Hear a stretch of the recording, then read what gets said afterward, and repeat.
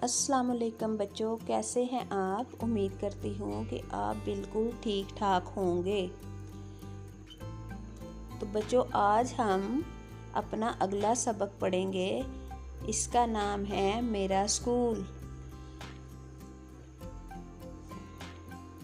सबसे पहले हम तलफ़्फ़ुज़ सीखेंगे। स्कूल, दीवार, रंगीन, खूबसूरत, तस्वीरें, तख्ता स्याह। ज़रा देखें तो दीवार पर कैसी रंगीन और खूबसूरत तस्वीरें हैं। अच्छी अच्छी बातें लिखी हुई हैं। हाँ, ये मेरा स्कूल है। मेरे स्कूल में बहुत से कमरे हैं। कमरे हवादार हैं। इनमें चार्ट लगे हुए हैं। तख्ता स्याह है। मेज़ और कुर्सियां हैं। हम इन कमरों में बैठते हैं। उस्ताद साहब हमें पढ़ाते हैं। मेरे स्कूल में एक बड़ा मैदान है।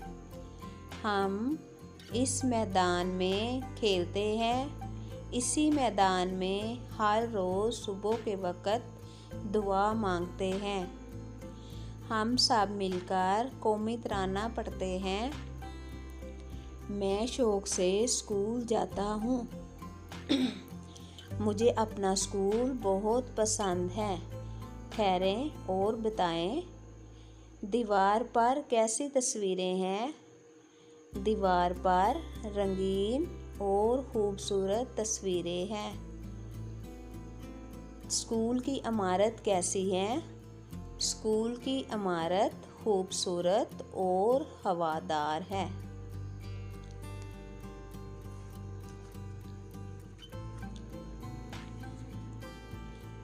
स्कूल की इमारत खूबसूरत और हवादार है। ये सवाल थे। इसके बाद हम ये नीचे पढ़ेंगे। स्कूल में कमरे होते हैं। उस्ताद साहब बच्चों को पढ़ाते हैं। हमें शौक़ से स्कूल जाना चाहिए। इसके बाद हम मशक करेंगे। सबसे पहले मशक में दिए हुए अल्फाज के मानी लिखें। अल्फाज रंगीन, मुख्तलिफ रंगों वाली या मुख्तलिफ रंगों वाला। हवादार, खुला, जहाँ अच्छी तरह हवा पहुँचे। तख्ता स्याह, दीवार का वो हिस्सा या लकड़ी का ऐसा टुकड़ा जहाँ उस्ताद साहब बच्चों को पढ़ाते हैं। सबक पढ़ें और स्कूल से मुतल्लक अल्फाज मुख्तलिफ खानों में लिखें। ये मेरा स्कूल है। ये कमरे, मैदान, ऑफिस, खूबसूरत, चार्ट, डेस्क, रंगीन तस्वीरें और तख्ता स्याह।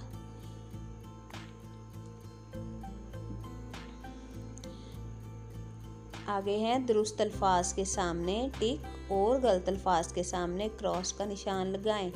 स्कूल में हम अच्छी अच्छी बातें सीखते हैं। टिक, स्कूल का मैदान सिर्फ खेलने के लिए होता है। क्रॉस, असातिज़ा ज़मीन पर लिखकर सबक पढ़ाते हैं। क्रॉस, स्कूल में हर रोज़ सुबह कौमी तराना पढ़ाया जाता है। टिक, हमें शौक़ से स्कूल जाना चाहिए। ठीक, दिए हुए अल्फाज के जवाब लिखें। स्कूल की दीवार पर क्या बना हुआ है। ये हमने पीछे भी पढ़ा है कि स्कूल की दीवार पर खूबसूरत तस्वीरें बनी हुई है। स्कूल के मैदान का क्या फ़ायदा है। स्कूल के मैदान में हर रोज़ सुबह दुआ मांगते हैं। आपको अपना स्कूल क्यों अच्छा लगता है। क्योंकि मैं इसमें पढ़कर एक अच्छा और कामयाब इंसान बनूंगा।